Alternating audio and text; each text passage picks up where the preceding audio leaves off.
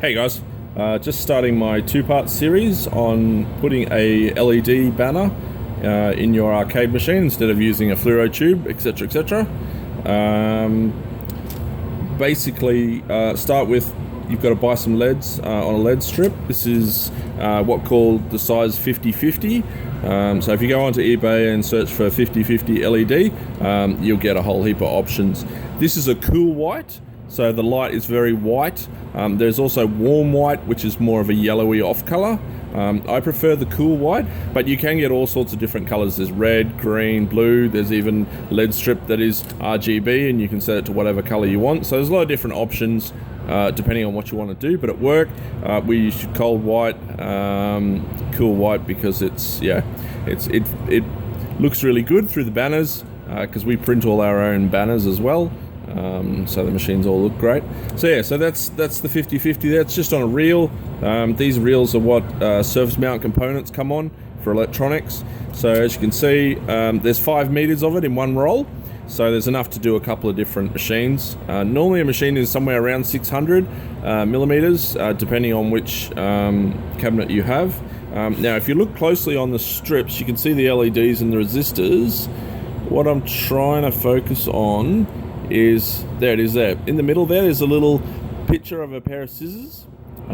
That's the cut point. That's where you can actually cut them into different lengths without actually damaging the LEDs or making the LEDs not work at all. Now they're all the way down on the strip, so if you need to cut it, that's the only place to cut it. It's also the only place to actually attach a wire to, so you can supply the actual strip with voltage. So that's the LED strip. I've just done up a little cable here just as an example. I think it's 0.5 mil squared. It doesn't have to be very big. You're not going to be drawing a lot of current. They're LEDs for starters. This is just an auto cable. So you've got your red and your black, and then you've got a black outer sheath on both of them. You can get different colors. You can get white, black, there's all sorts of different colors, but black and white are probably the two common ones that I use. So I've just tinned the ends on those. So now we have to attach the wire to the actual LED strip. Now this can get a little bit tricky. The way I do it is I get my scalpel. Now I cut into the actual LED strip, but not straight through it. And then you can just peel off. There we go. So as you can see, can't see. If I hold it on the side, maybe you can see a bit better. But I've actually taken off part of the protective coating for the LED banner, but I haven't destroyed the actual PCB that's underneath. So you've got your 2 points here. One is positive, one is negative.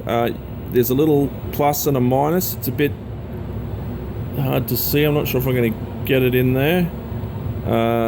So what I'll do is just grab the lead, find something a little bit heavy just to sit it on there. Now get your soldering iron out. Now we need to tin the pads so that we can actually add the wiring to the actual strip. So just tin them up there like that. Don't have the soldering iron on there for too long or you'll start to melt stuff. So that's that bit done. Now if I can make this a little bit clearer. Let's see. Yeah, okay, I think that's going to work. Now, solder the wire onto the points. So that's the positive one. So just flow that around. Just hold it for a while so it doesn't move, so you don't fracture the joint. And then grab the negative wire or ground. Melt the solder. And hold him there like that. Okay, now the camera angle wasn't great, but as you can see, if I bring this up a little bit closer, you'll see now that you've got your positive and your negative attached. If I get the camera to focus better, which it doesn't want to, there we go, that's better. Now you can see the plus and the minus symbols, and you can see where I've soldered on the wire. So that's basically how you prepare it. Obviously this wire would be a lot longer because it has to go down to your power supply. Now you have two options for power. They're natively 12 volt. If you find that running them on 12 volts too bright, you can run them on 5 volt. They'll just be a little bit dimmer. So that's all good. So yeah, so that's preparing the lead strip. I'm going to do another video that actually shows you putting it into the cabinet. But that will come later, obviously. Anybody has any questions, just hit me up. If you like the video, leave me a nice comment. That would be great.